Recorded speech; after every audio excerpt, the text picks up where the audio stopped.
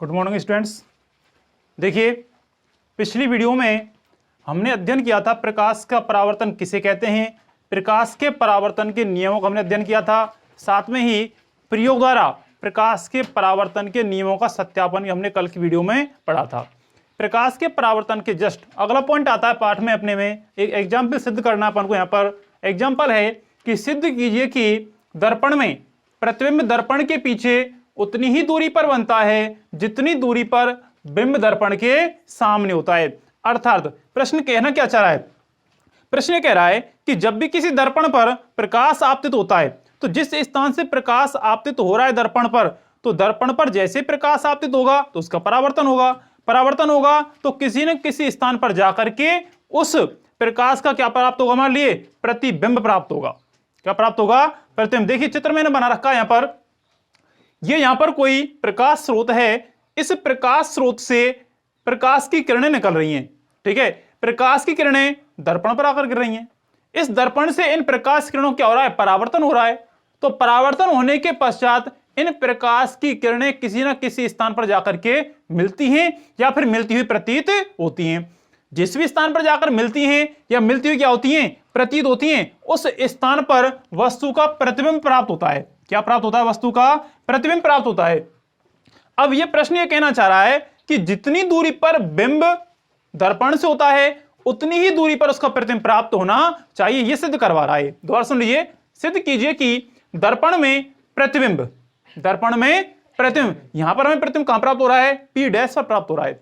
ठीक है, दर्पण में प्रतिबिंब दर्पण के पीछे उतनी ही दूरी पर बनता है जितनी दूरी पर बिंब दर्पण के सामने, बिंब कहां रखा हुआ है, ये रखा हुआ है पी। प्रतिबिंब कहां बन रहा है, पी डैश पर बन रहा है।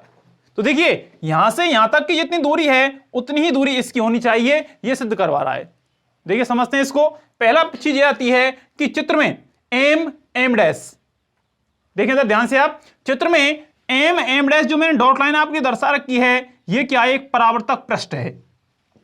क्या है? एक परावर्तक पृष्ठ है, अर्थात दर्पण का अगला वाला भाग है जहां पर प्रकाश किरणें आकर के गिरती हैं या प्रकाश किरणें आकर के आपतित होती हैं। तो यह अपना क्या है, एक परावर्तक पृष्ठ है एम डैश।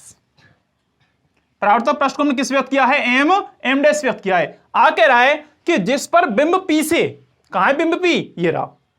बिंब कहते हैं वस्तु को, वह वस्तु जिससे प्रकाश किरणें निकलती हैं। टॉर्च है या फिर अपने पास जो भी अपन ने प्रकाश की निकालने के लिए जो भी वस्तु ले रखी है उसको अपन क्या कहते हैं, बिंब कहते हैं विज्ञान में।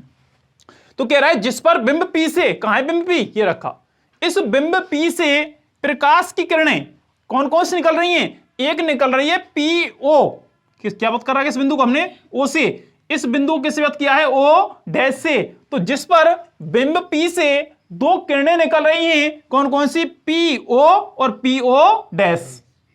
कौन कौन सी निकल रही हैं, पी ओ और पी ओ डैश। दो किरणें आपतित हो रही हैं, यहां पर आकर के गिर रही हैं। ठीक है, आपतित हो रही हैं जो क्रम से कहां पर आवर्तित हो रही हैं, एक तो जा रही है ओ क्यू दिशा में और एक जा रही है ओ डैश क्यू डैश दिशा में। दोबारा देखें, बिंब पी से दो किरणें निकल रही हैं, एक निकल रही है पी ओ और एक निकल रही है पी ओ डैश। परावर्तक पृष्ठ से टकराने के पश्चात पी ओ जो किरण है वो ओ क्यू दिशा में परावर्तित हो जाती है, ये गई इधर तरफ, जबकि पी ओ डैश जो किरण है वो ओ डैश क्यू डैश दिशा में परावर्तित हो जाती है। हो गई अब परावर्तित। फिर आगे बात करते हैं, इन किरणों को पीछे की ओर बढ़ाने पर, अब देखिए ये जिस दर्पण पर आकर के गिर रही हैं, ये आगे परावर्तित होने के पश्चात जब तक ये किरणें किसी स्थान पर आगे जाकर नहीं मिलती है एक दूसरे से, तब तक हमें प्रतिबिंब प्राप्त नहीं होता है। प्रतिबिंब किस कंडीशन पर प्राप्त होता है, प्रतिबिंब उस कंडीशन पर प्राप्त होता है कि जब ये दोनों किरणें आगे जाकर किसी स्थान पर मिल जाएं इस तरीके से। ठीक है, लेकिन यहां पर जो हमने दर्पण लगा रखा है वो उस प्रकृति का है कि ये किरणें आगे जाकर के नहीं मिलती हैं बल्कि एक दूसरे से दूर होती हुई चली जाती हैं। जब ऐसी कंडीशन होती है तो हम क्या करते हैं, ऐसी किरणों को जो परावर्तित हुई हैं इन किरणों को पीछे की ओर बढ़ाते हैं। कहां बढ़ाते हैं, पीछे की ओर। तो देखिए किरण ओ क्यू और ओ डैश क्यू डैश को कहां बढ़ाते हैं, पीछे की ओर बढ़ाते हैं। ठीक है। और पीछे की ओर बढ़ाने पर जिस स्थान पर ये किरणें जाकर मिलती हुई प्रतीत होती हैं, मिलती नहीं है, मिलती हुई प्रतीत होती हैं, उस स्थान पर वस्तु का प्रतिबिंब बनता है P डैश। क्या बनता है वस्तु प्रतिबिंब? P dash. और ऐसा जो प्रतिबिंब होता है, यदि किरणें वास्तव में एक दूसरे से मिलती हैं आगे जाकर के, तो प्रतिबिंब होता है वास्तविक। कैसे प्रतिबिंब बनता है? वास्तविक। लेकिन जब वास्तव में दोनों किरणें नहीं मिलती हैं, मिलती हुई प्रतीत होती हैं, पीछे तरफ बढ़ाने पर मिलती हैं, तो उन प्रतिबिंब कहते हैं आभासी प्रतिबिंब। क्या कहते हैं? आभासी प्रतिबिंब या फिर झूठा प्रतिबिंब। आभासी कहते हैं झूठे को। देखिए, दो प्रकार के प्रतिबिंब बनते हैं, मैं आपको समझाता हूं यहीं पर। एक तो प्रतिबिंब बनते हैं वास्तविक प्रतिबिंब। कैसे बनते हैं? वास्तविक। और एक बनते हैं आपके आभासी प्रतिबिंब। वास्तविक प्रतिबिंब किसे कहते हैं? जब प्रकाश की किरणें परावर्तन के पश्चात किसी बिंदु पर जाकर के मिल जाती हैं, तो वहां तो प्रतिबिंब कैसे बनते हैं? वास्तविक। और यदि परावर्तन के पश्चात प्रकाश किरणें वास्तव में मिलती नहीं है, बल्कि मिलती हुई प्रतीत होती हैं, तो वहां पर प्रतिबिंब कैसे बनता है? आभासी बनता है। कैसे बनता है? आभासी। तो यहां पर जो बनने वाला प्रतिबिंब वो कैसा है? आभासी है, क्योंकि यहां पर परावर्तन के पश्चात दोनों किरणें आगे जाकर नहीं मिलती हैं, बल्कि मिलती हुई प्रतीत हो रही हैं। दिक्कत यहां तक किसी के लिए? आगे बात करते हैं। आगे कह रहा है कि ओ एन और ओ डैश एन डैश दर्पण पर क्या है? अविलंब है। कल मैंने आपको समझाया था कि आपतित किरण और परावर्तित किरण दोनों के मध्य हम क्या डालते हैं? अविलंब डालते हैं। तो देखिए, किरण PO Q, ठीक है, PO आ रही है, OQ दिशा में परावर्तित हो जाती है, तो इन दोनों के मध्य में अपन क्या अविलंब डाल दिया? ON। ऐसे ही PO डैश Q डैश, इनके मध्य में अपन अविलंब डाल दिया कौन सा? O dash N dash. तो यहां पर परावर्तक पृष्ठ पर ON और O डैश N डैश क्या है? अविलंब है। क्या है? अविलंब। अब याद कीजिए और एक चीज को, कि मैंने आपके लिए परावर्तन के नियमों में एक नियम पढ़ाया था कि परावर्तन कोण आपतन कोण I और परावर्तन कोण R का मान सदैव कैसा होता है? बराबर होता है, समान होता है।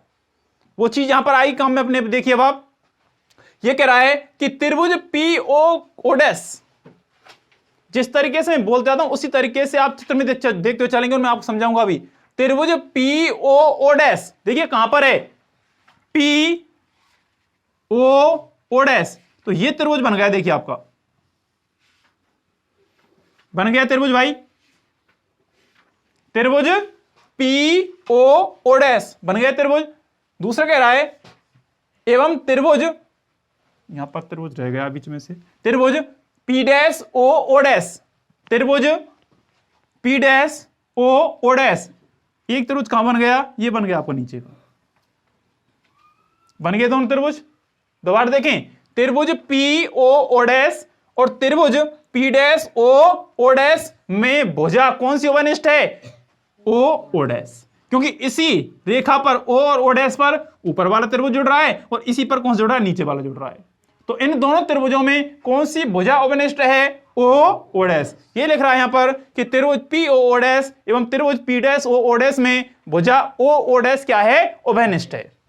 आगे बात करते हैं परावर्तन के नियमों की, कि प्रकाश के परावर्तन के नियम से, और प्रकाश के परावर्तन का नियम क्या है? कि आपतन कोण I बराबर परावर्तन कोण R। तो देखिए यहां पर वही लिख रहा है, कोण 2 बराबर कोण 3, कोण 2 बराबर कोण 3। देखिए कहां है कोण 2? बात कर रहे हैं इसकी अपन। देखिए इस किरण की, ये आपतित किरण है आपकी, ये कौन सी किरण है? परावर्तित किरण। और आपतित किरण और परावर्तित किरण के बीच में अपन क्या डाल रखा है? अविलंब। और अविलंब के और आपतित किरण के बीच में कौन सा कोण बनता है? आपतन कोण। तो इसको किससे व्यक्त कर दूं मैं? I से, और इसको किससे व्यक्त कर दूं मैं? R से। और दोनों का मान क्या होगा? बराबर। तो यहां पर तो हमने कोण I को क्या लिख दिया है? 2, और यहां पर कोण R को क्या लिख दिया है मैंने? यहां पर 3। तो मैं यदि यहां पर लिख दूं कोण 2 बराबर कोण 3, तो कोई दिक्कत भाई? या तो मैं लिखूं यहां पर कि कोण I बराबर कोण R है नियम प्रकाश के परावर्तन का, नहीं है प्रकाश परावर्तन नियम, तो मैंने लिख दिया आपतन कोण बराबर परावर्तन कोण। अब मैंने क्या किया यहां पर कि आपतन कोण I को किस व्यक्त कर दिया है? 2 से, और परावर्तन कोण R को किस व्यक्त कर दिया है? 3 से। तो कोई दिक्कत थोड़ी यहां पे, कोण 2 बराबर कोण 3। चलिए आगे बात करते हैं। फिर कह रहा है अतः कोण 1 बराबर कोण 4 बराबर कोण 9, इन तीनों का मान क्या होगा? बराबर होगा। देखो 2 और 3 है, जब इन दोनों के मान निकल गए तो 1 का मान उसके सामने वाला कोण कौन सा है 4। जब इन दोनों के बराबर निकल गए तो जो कोण रह गए उनके मान बराबर ना होंगे, तो कोण 1 का मान किसके बराबर होगा, कोण 4 के, और फिर इसका मान किसके बराबर होगा, कोण 9 के। तो कोण 1, कोण 4 और कोण 9 का मान क्या होगा, बराबर होगा। अब याद कीजिए आप गणित को कि सरल रेखा पर बनने वाला कोण कितने डिग्री का होता है, 180 डिग्री का होता है। कितने का होता है, 180 डिग्री का। तो देखिए ये सरल रेखा है जो अपना परावर्तक पृष्ठ है, क्या मान लेंगे इसको अपन, एक सरल रेखा मान लेते हैं। तो देखिए सरल रेखा पर बने कोण कितने के होते हैं, 180 डिग्री के होते हैं। इसलिए यदि हमें कोण 1 का मान ज्ञात करना है, सॉरी कोण 1 का मान और कोण 9, देखिए 180 में से यदि कोण 1 के मान को घटा दें, ध्यान से देखिए इस तरीके से कल्पना कीजिए आप, इस तरीके से आप, ठीक है। ये मान लिया हमने क्या, आपतित किरण, क्या मान ली, और ये कौन सी मान लिया अपन ने, अब परावर्तित किरण। ध्यान से देखिए ये कौन सी किरण मान रहे हैं अपन, अब आपतित किरण। बिंदु P से आ रही है कौन सी किरण, आपतित किरण, और ये कौन सी हो गई आपकी परावर्तित किरण। तो ये तो कोण कौन सा बन गया, आपतन कोण I, और ये कौन सा बन गया, परावर्तन कोण R बन गया, नहीं बना। लेकिन किस रेखा पर बन रही है, सरल रेखा पर। तो इन्हें दोनों के मान क्या होंगे, बराबर। और इनका मान कब निकल सकता है, जब कितने में से घटाएं इनको, 180 डिग्री में से घटाएं। कितने में से घटाएं, 180 में। तो मैंने वही लिखा है यहां पर कि 180 डिग्री में से यदि कोण 1 का मान घटाते हैं और 180 डिग्री में किस घटाएं, कोण 9 का मान, तो आपतन कोण I और परावर्तन कोण R दोनों का मान क्या होगा, इक्वल होगा, समान होगा। आगे बात करते हैं, या कोण PO डैश, कोण कहां बनता है, बीच वाले पर। किस पर बनेगा, कोण O पर। तो कोण PO डैश बराबर कोण P डैश O डैश। देखिए कहां पर है, कोण PO डैश, PO डैश कहां बन रहा है कोण, इस स्थान पर, यहां पर बनेगा। देखिए ये बन गया कोण पूरा।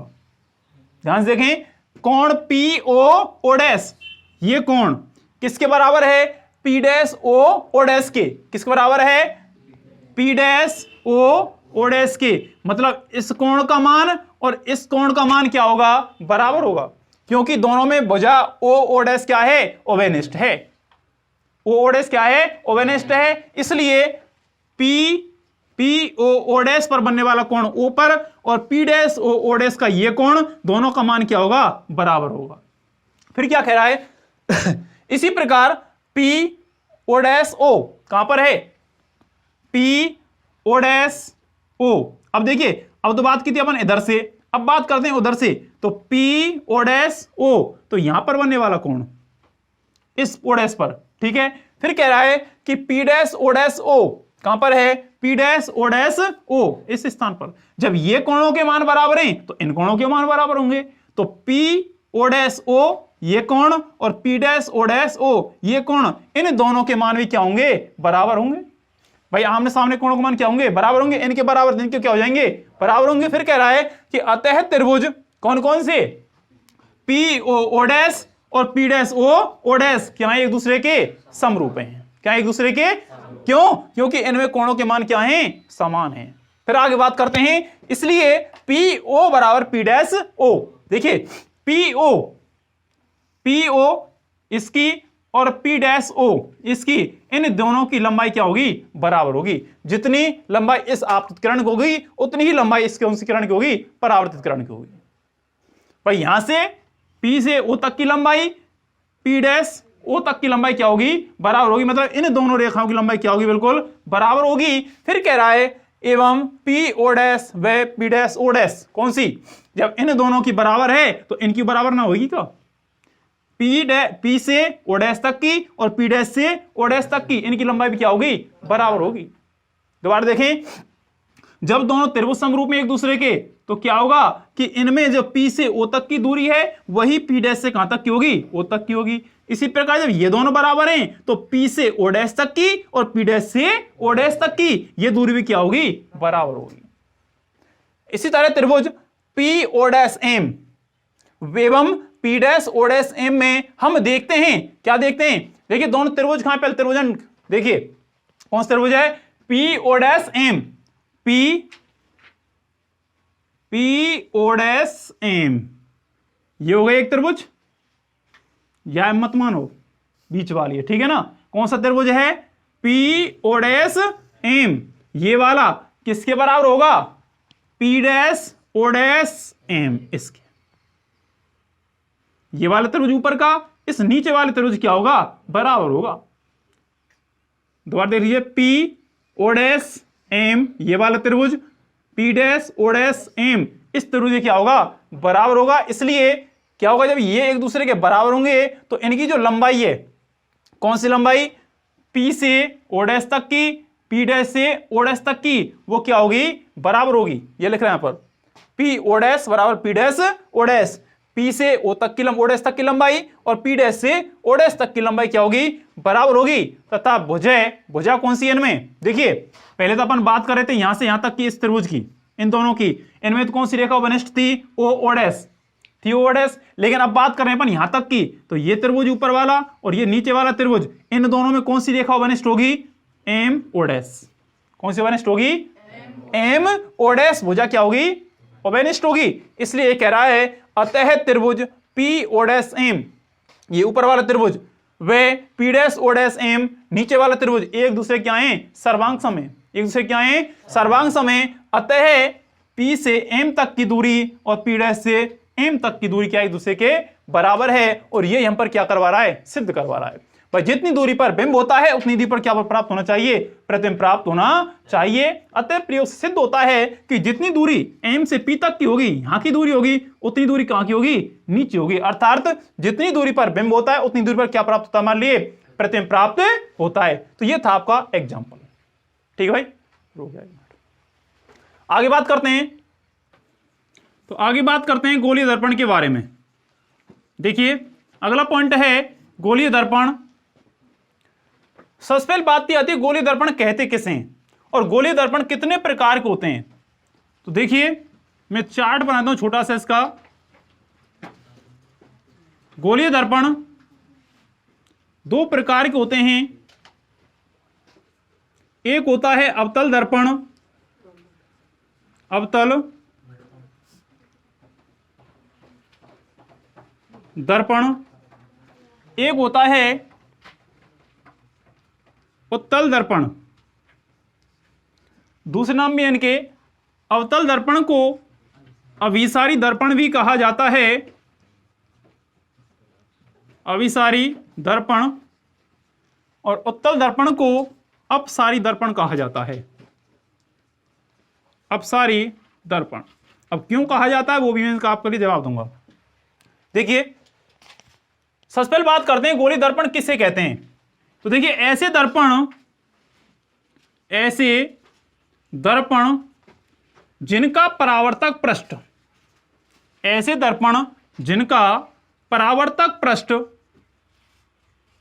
कैसा होता है? गोलीय होता है। ऐसे दर्पण जिनका परावर्तक पृष्ठ गोलीय होता है उन्हें हम गोलीय दर्पण कहते हैं। उन्हें गोलीय दर्पण कहते हैं। उन्हें गोलीय दर्पण कहते हैं। दोबारा सुने, ऐसे दर्पण जिनका परावर्तक पृष्ठ कैसा होता है? गोलीय होता है, उन्हें हम क्या कहते हैं? गोलीय दर्पण कहते हैं। ये गोलीय दर्पण के हम किसी भी एक भाग को खोखला मान लेते हैं। गोलीय दर्पण के किसी भी भाग को अपन क्या मान लेते हैं? खोखला मान लेते हैं, क्योंकि इन दर्पणों को खोखले बेलनों से काटकर प्राप्त किया जाता है। ये दो प्रकार के होते हैं, अवतल दर्पण और उत्तल दर्पण। अवतल दर्पण किसे कहते हैं? ऐसे दर्पण जिनका अंदर की ओर वक्रित भाग, अंदर की ओर वक्रित भाग परावर्तक पृष्ठ की भांति कार्य करता है, उसे हम अवतल दर्पण कहते हैं। लिख रहा हूं मैं परिभाषा नीचे। ऐसे दर्पण जिनका अंदर की ओर वक्रित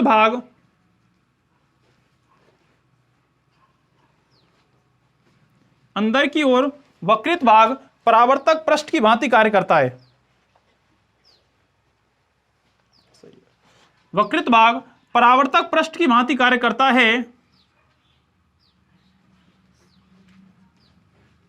परावर्तक पृष्ठ की भांति कार्य करता है,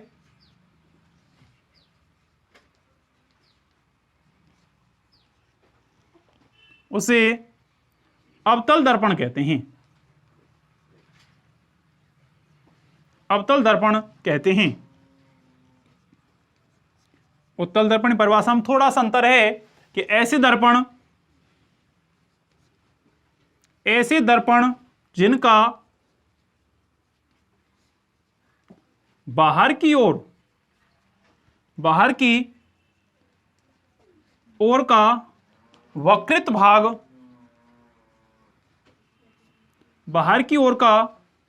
भाग परावर्तक पृष्ठ की भांति कार्य करता है, परावर्तक पृष्ठ की भांति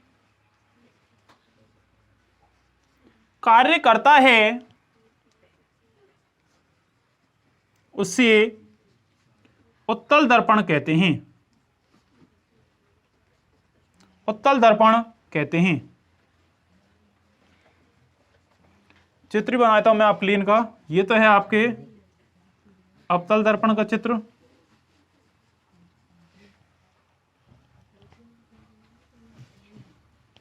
और ये है आपका अवतल दर्पण। देखिए, ऐसे दर्पण जिनका अंदर की ओर का वक्रित भाग, अंदर की ओर धंसा वाला भाग किसका कार्य करता है? परावर्तक की भांति कार्य करता है, अर्थात प्रकाश की किरणों को परावर्तित कर देता है, वो कौन से कहलाते हैं? अवतल दर्पण कहलाते हैं। जबकि ऐसे दर्पण जिनका बाहर की ओर का वक्रित भाग किसकी भांति कार्य करता है? परावर्तक पृष्ठ की भांति कार्य करता है, उसे हम क्या कहते हैं? उत्तल दर्पण कहते हैं। अब बात यह आती है, प्रश्न बनते हैं यहां पर दो कि अवतल दर्पण को अभिसारी दर्पण क्यों कहा जाता है और उत्तल दर्पण को अपसारी दर्पण क्यों कहा जाता है। देखिए, यह है आपका अवतल दर्पण, ठीक है। इस अवतल दर्पण पर माना कि प्रकाश की किरणें आकर के आपतित हो रही हैं। इस अवतल दर्पण पर यह प्रकाश की किरणें आकर के आपतित हो रही हैं, तो यह तो कंफर्म है कि जब प्रकाश की किरणें इस पर आकर के आपतित होती हैं तो उन्हें प्रकाश की किरणों का क्या होता है? परावर्तन होता है। क्या होता है? परावर्तन होता है। तो देखिए, ये जो प्रकाश किरणें इस पर आकर के आपतित होती हैं, ये किरणें परावर्तन के पश्चात एक बिंदु पर जाकर के केंद्रित हो जाती हैं। परावर्तन पश्चात एक बिंदु पर जाकर के केंद्रित हो जाती हैं, अर्थात अभिसारित हो जाती हैं। इसीलिए इस अवतल दर्पण को अभिसारी दर्पण कहा जाता है। दोबारा समझाता हूं मैं आपके लिए। देखिए, जब प्रकाश की किरणें, ये प्रकाश की किरणें हैं, जब इस अवतल दर्पण पर जाकर के आपतित होती हैं तो यह दर्पण परावर्तन के पश्चात इन प्रकाश की किरणों को एक बिंदु पर केंद्रित कर देता है। हो गई एक बिंदु पर केंद्रित सारी किरणें। जब एक बिंदु पर केंद्रित कर देता है तो एक बिंदु पर केंद्रित करने को हम क्या कहते हैं? अभिसरण कहते हैं या अभिसारित करना कहते हैं, और इसलिए इस दर्पण को अभिसारी दर्पण कहा जाता है। इधर बात करें उत्तल दर्पण की, यह क्या कार्य करता है? देखिए, यह हो गया इसका मुख्य अक्ष, प्रकाश किरणें, ये प्रकाश किरणें आपतित हो रही हैं इस पर। इस दर्पण की विशेषता होती है कि परावर्तन के पश्चात यह दर्पण इन किरणों को फैला देता है। क्या कर देता है? फैला देता है या अपसरित कर देता है। देखिए, ये किरण गई, ये इस तरीके से चली गई ऊपर, ये किरण गई, ये भी इस तरीके से चली गई, ये नीचे चली गई, ये इस तरीके से अपसरित हो गई। अर्थात उत्तल दर्पण परावर्तन के पश्चात प्रकाश की किरणों को फैला देता है या फिर अपसारित कर देता है, इसीलिए इस दर्पण को अपसारी दर्पण कहा जाता है। चलिए, हो गया। अब यहां पर तो क्या हुआ कि जब किरण एक जगह आकर मिली तो यहां पर फोकस एफ प्राप्त हो गया। क्या प्राप्त हो गया? Focus F. और फोकस किससे व्यक्त करते हैं? हम एफ से व्यक्त करते हैं। अर्थात यहां पर हमारे लिए इसका प्रतिबिंब प्राप्त हो गया। भाई, जहां स्थान पर परावर्तन पश्चात किरणें मिलेंगी उसको अपन क्या कहेंगे? प्रतिबिंब कहेंगे। लेकिन यहां पे तो कहीं मिली ना है। थोड़ी देर पहले मैंने आपको एग्जांपल कराया था तो वहां पर बताया था कि जब किरणें आपस में एक स्थान पर जाकर के नहीं मिलती हैं तो फिर क्या करते हैं? हम उनका आभासी प्रतिबिंब प्राप्त करते हैं। कैसे? कि इन लाइनों को कहां लेकर जाएंगे? हम पीछे की ओर लेकर जाएंगे, और जिस स्थान पर जाकर के ये मिलती हुई प्रतीत होती हैं उसी स्थान पर इसका फोकस एफ प्राप्त होता है। क्या प्राप्त होता है? फोकस एफ प्राप्त होता है। दोबारा देखें, ये हो गया आपको फोकस एफ। देखिए, अवतल दर्पण पर प्रकाश की किरणें परावर्तन के पश्चात जिस बिंदु पर जाकर मिलती प्रतीत होती हैं उससे अवतल दर्पण का फोकस एफ कहा जाता है। परिभाषा है फोकस की, ध्यान रखना आप। अवतल दर्पण का फोकस एफ, दोबारा सुन लीजिए। जब प्रकाश की किरणें अवतल दर्पण पर जाकर के आपतित होती हैं तो परावर्तन के पश्चात किरणें मुख्य अक्ष के जिस बिंदु पर जाकर के मिलती हैं तो उसे अवतल दर्पण का फोकस एफ कहा जाता है। इधर बात करें उत्तल दर्पण के फोकस एफ की परिभाषा।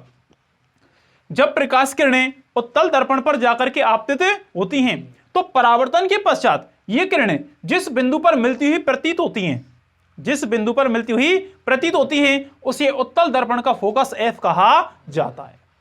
दिक्कत? चलिए आगे बात करते हैं। आगे बात आती है एक परिभाषा और इसमें फोकस दूरी। परिभाषाएं इसमें कुछ अब आगे। फोकस दूरी, देखिए फोकस दूरी क्या होती है? दर्पण का ध्रुव, ये इसको कहते हैं दर्पण का ध्रुव कहा जाता है। इसको बीच वाला पॉइंट क्या कहते हैं? इसको ध्रुव। ये इसका ध्रुव है, ये इसका ध्रुव है यहां पर, ठीक है। तो दर्पण के ध्रुव,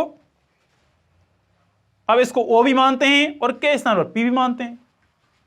अब सीधे लिखते हैं कि दर्पण के ध्रुव से फोकस तक के बीच की दूरी क्या कहलाती है? फोकस दूरी कहलाती है। दर्पण के ध्रुव से फोकस तक की बीच की दूरी क्या कहलाती है? उसका फोकस दूरी कहलाती है। और फोकस दूरी को किससे व्यक्त करते हैं? स्मॉल एफ से व्यक्त करते हैं। किससे व्यक्त करते हैं? स्मॉल एफ से। दोबारा देखें, दर्पण के ध्रुव से फोकस तक के बीच की दूरी को क्या कहा जाता है? फोकस दूरी कहा जाता है और इसे अंग्रेजी के स्मॉल एफ से व्यक्त किया जाता है। एक आती है परिभाषा ध्रुव की। ध्रुव किसे कहते हैं? गोलीय दर्पण के परावर्तक पृष्ठ के, गोलीय दर्पण के परावर्तक पृष्ठ के मध्य बिंदु को अपन क्या कहते हैं? ध्रुव कहते हैं। ये गोलीय दर्पण का परावर्तक पृष्ठ है, इसके मध्य बिंदु को अपन क्या कहते हैं? उसका ध्रुव कहते हैं। एक परिभाषा आती है वक्रता केंद्र, एक आती है वक्रता त्रिज्या। वक्रता केंद्र, वक्रता त्रिज्या। देखिए, वक्रता केंद्र किसे कहते हैं, वक्रता त्रिज्या किसे कहते हैं?